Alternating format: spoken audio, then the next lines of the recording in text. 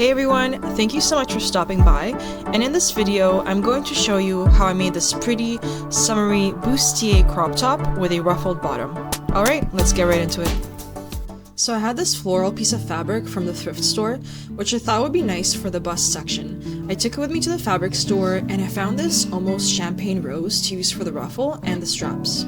But I also paid a visit to the bargain section and there were actually lots of options there, and I found this nice bright peachy pink that also matched my pattern for only $4. There was just that 1 meter there, so I grabbed the entire thing, and that's just me having a nice chat with the lady that helped me. Oh, okay. At this point, I considered it mission accomplished, except I realized that I forgot to get some matching thread, so I stopped by another store to purchase that as well. Here I'm drawing out the style lines on this dress form that I padded to my measurements. I do have a video about how I made it, so I'll drop a link in the description. This was my first time working with it, so I had to figure out which parts were accurate and which were a little bit off, so I'll be in a better position to take that into account for my next sewing project. You can see here I went with an armhole princess seam, but if I could go back, I would have gone with a shoulder or neckline princess seam instead, and I'll explain why later in the video. Once I was happy with the design, I used pieces of an old bedsheet to drape the dress form, and then I carefully traced all the lines with a pen. And this is what it looked like when all of the draping was done. Here I've taken those panels off and sewn them together so that I could kind of try it on and see what the fit was like. And I noticed that the back dipped much lower than I would have liked it to. So I corrected the style line on my dress form, and so that I wouldn't have to redo anything, I just sewed on an extra piece of fabric to my draft bustier, marked the new back line, and cut the excess off. I also made some new markings to shorten the bottom a little bit, and I did some truing just to neaten things up. Then I used a seam ripper to take everything apart again. I decided to trace those fabric panels onto some wrapping paper using a tracing wheel. I thought a paper pattern would be easier to work with, and I omitted the seam allowance, so I could simply outline each paper panel onto my floral fabric and then manually add the seam allowance back in.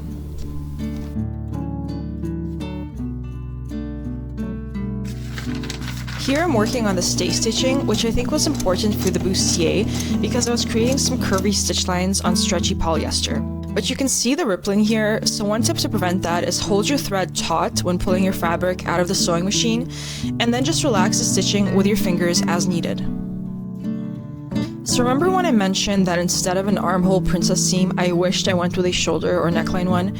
Well, the reason for that is the curve lines of the side panels are very dramatic when you're sewing for a larger bust, and it's difficult to wrap the more shallow curvature of the connecting center front piece around them. I'm going to include some videos in the description that provide tips to make sewing a princess seam easier. I applied those tips, and I also made sure to sew slowly, and I tugged on the pins to keep everything aligned. And still, I had so much trouble at the curviest point. I had to redo that section a few times, but it did get easier the more that I practiced. Here I realized that the sides needed to be shortened, so I trimmed them down. I also decided that I wanted a lining, which is something that I was originally going to skip, so I redid all the steps using the same exact pattern and fabric to create another layer. Now I was ready to sew on the back pieces to the lining and the top layer, and this is how the bustier fit once I did that, which I was pretty happy with. Moving on to the straps, I measured out the width and length that I wanted and cut out some strips.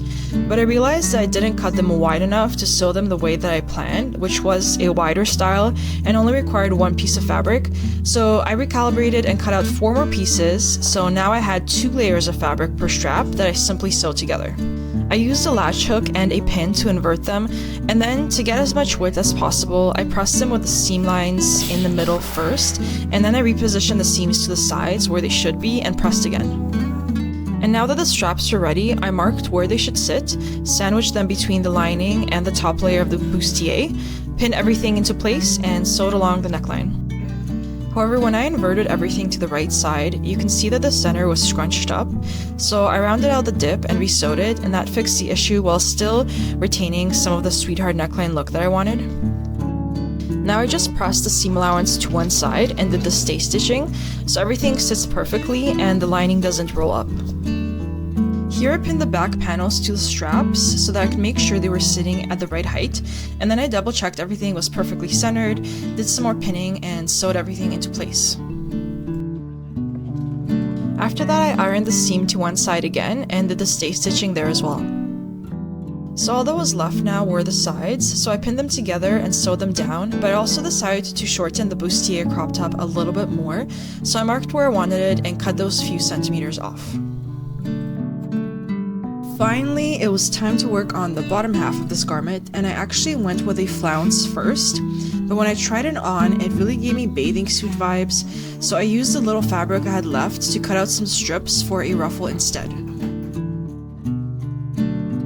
I'm hemming the bottom here, and to do that, I made a very narrow double fold and sewed close to the fold line. To form the actual ruffle, I baste stitched 2 lines all the way across on the raw edge. Then, I pulled on the threads to gather the fabric, and I played around with it until I was happy with how the ruffle looked. Now I sewed the 2 pieces together and pinned them on, making sure that the seam lined up with the side seam of the crop top.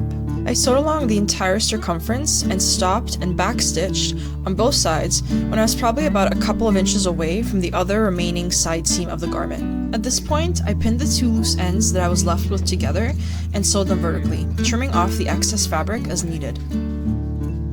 Here I'm inverting everything to once again make sure that the side seam of the crop top lines up perfectly with the seam that I just formed on the ruffle. Since it was looking good, it was time to sew the remaining gap closed, and the project was basically finished.